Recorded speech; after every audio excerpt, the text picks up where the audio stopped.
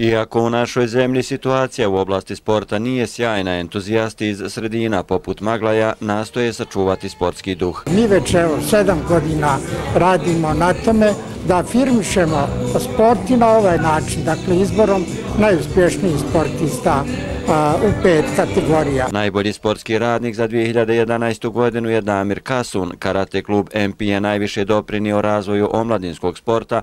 Najbolji sportista invalid je Elvir Arnautović, dok je kuglaški klub Maglaj ponio titulu najbolje ekipe. Izabran je i sportista godine. Žao mi je, nisam uspio za jedan krug upisati paraolimpijsku normu. Idu ove godine, ima ti takmičenja do kraja maja.